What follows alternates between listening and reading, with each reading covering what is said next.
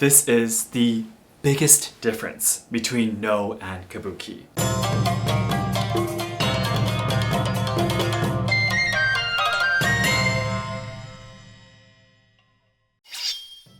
Minasan konnichiwa, and welcome to Let's Ask Shogo. When you imagine traditional Japanese stage art, I think it would look like this. But these pictures actually represent two different stage arts, Noh and Kabuki. Do you know which one is which and how they are different? Although they may look alike in photos, they actually are two very different stage arts. So today, as a Noh trainee in Kyoto, I will briefly introduce the history of both Noh and Kabuki, and then explain about the three main differences. In the Omake talk at the very end, I'd like to show you some of my Noh scripts I use for my training, which are called Utai-bon. それでは本日も参りましょう。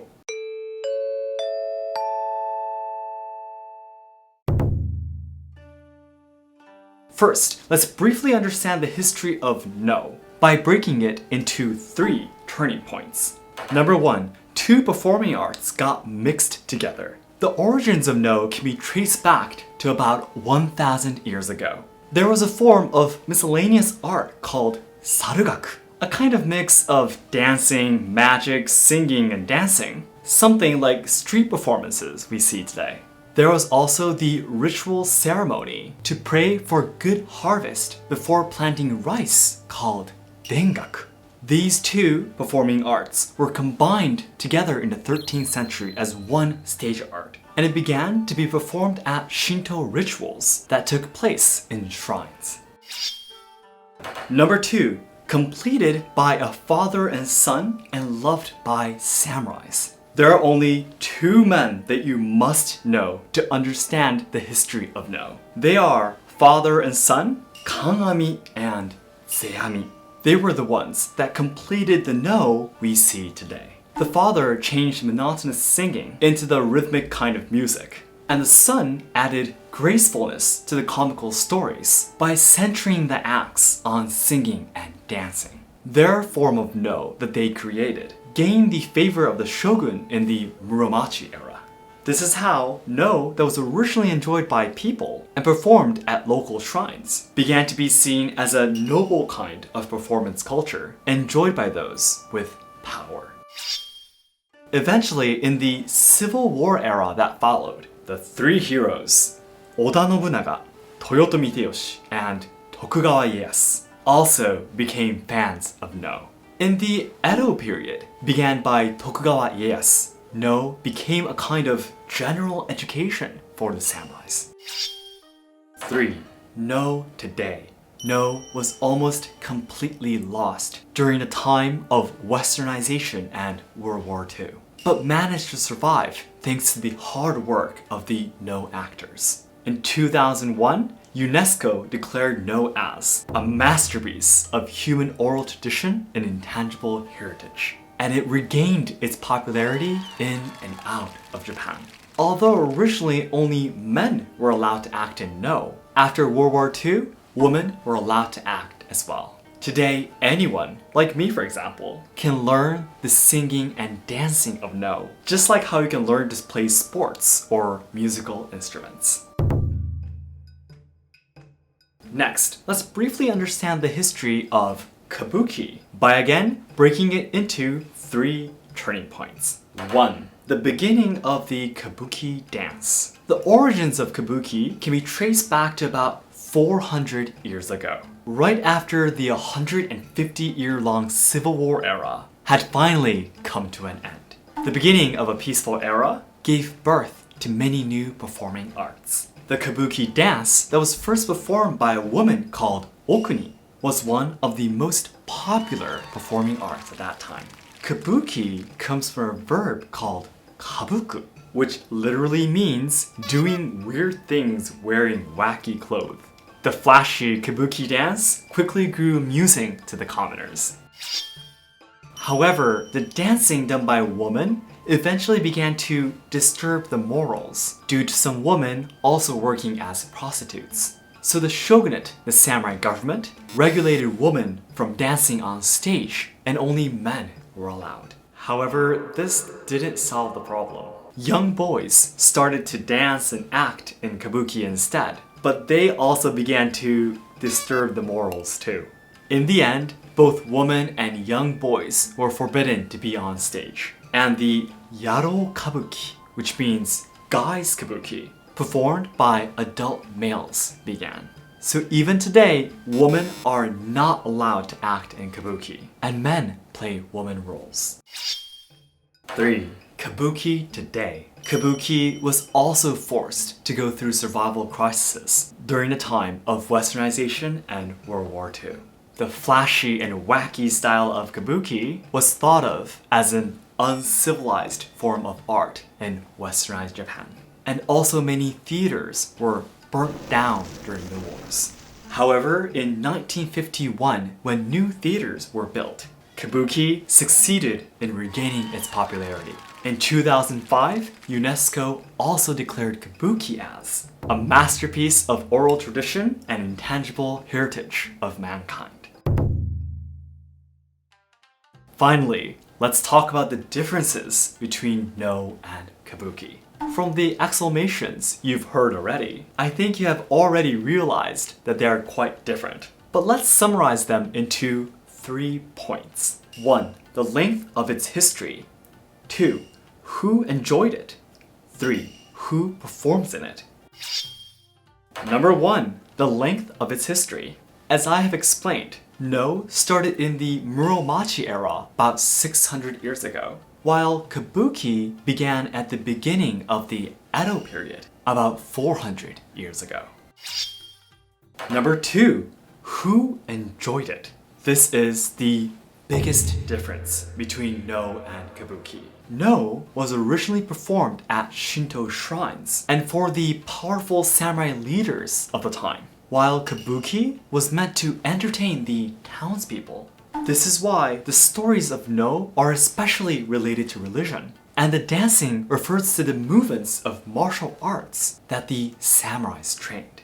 The stories of Kabuki are more simple and focused on the emotions of the characters, just like any drama or movie we see today.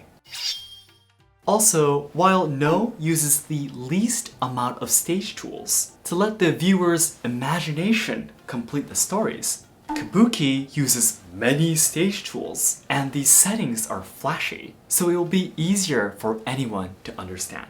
So I always use the example, Noh is like reading a novel, and Kabuki is like watching a movie. Number 3. Who performs it? Lastly, women are allowed to act in Noh today, while in Kabuki, they are still not. I know many women trainees who train under the same Noh master as me.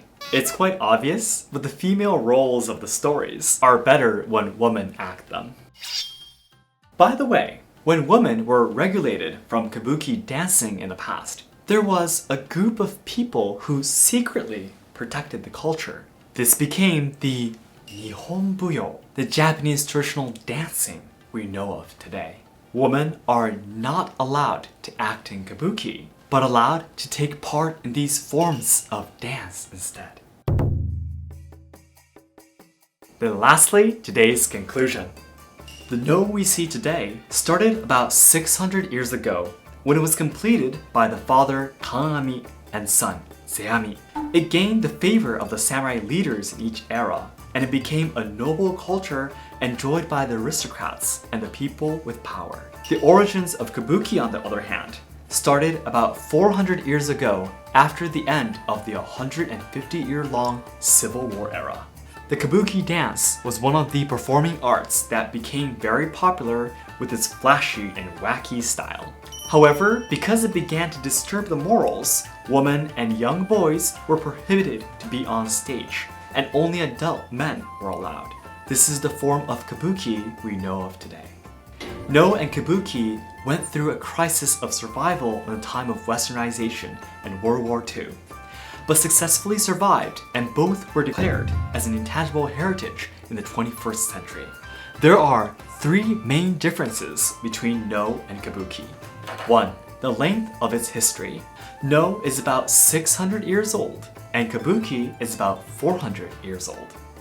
2. Who enjoyed it? No was performed at shrines as Shinto ritual for the powerful samurais, while Kabuki was meant to entertain the commoners. This influences the story content, the style of dancing and singing, and how much stage tools they use. 3. Who performs in it? Women are allowed to perform in No, but not in Kabuki. So that's it for today. Thank you very much for watching. If this video helped you to deepen your understanding towards No and Kabuki culture, please hit the like button to let me know. And it would be great if you can share this video to your friends and family. And my goal is to achieve 100,000 subscribers by January 2022, so your help would mean a lot. Thanks again, and I'll see you in my next video. どうもありがとうございました。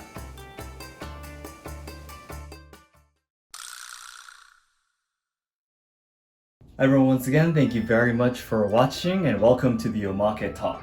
So as I promised, I'd love to show you some of the Utai-bon, the scripts that we use to sing No.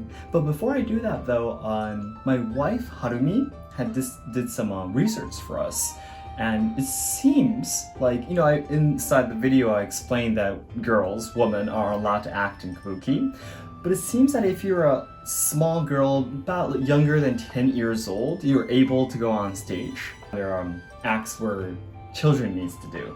So in these parts where children's act, the singing doesn't change between the boys and the girls that much. So girls seems to be okay. So there's some few Kabuki actors who are kind of starting to let women take part in Kabuki as well. So the line, if you read a lot of books about Kabuki, they all say that women are not allowed to act. But recently, the line's getting a little bit ambiguous, it seems. All right, so finally, let's talk about the Utai-bon from No. So this is one of the Utai-bon that I use. This one is titled Tsurukame. So tsuru means crane and kame means turtle. And they're both animals that represent longevity in Japan. So this is like a song that's sung in celebrations. So let's open it up and take a look at it inside. So this is like the first pages are like on the information, the history of the story, and it tells you all about the techniques that you have to study about to sing. And this is where it starts. All right. Don't worry, a lot of Japanese can't read this either, by the way. I could not read anything when I first saw this. It's like ancient letters, But as you can see, all of these, the katakanas here, like shite, sashi, all obviously have meanings. Tells you who's going to be singing this part and how you're going to be singing it. These dots represent like the rhythms of the singing. And yes, it just keeps going on. Yep, like this. And the Japanese in these songs are written 600 years ago, as I explained. So there are Japanese that we don't use in daily life now. They're a little bit different. And this one's really, really short. It's this Tsurukame is like the first song you practice once you start training in No. So, and I do have another one though. Do you know the city Arashiyama in Kyoto? This one is Arashiyama, actually, singing about that city, the district, I guess I should say. And this one, as you can see, is a lot thicker, is a lot longer than the other one. See? So this one is still, I've been practicing No, been training in No just a few years actually. So these songs are really, really considered easy songs, easy to sing. So these are really short, and there's much more difficult ones too, so. All right. So I hope you enjoyed this video, and I hope it was fun taking a look at the No scripts, the Utai-bons, and I really hope you can look forward to my next videos. Thank you so much, everyone. Goodbye.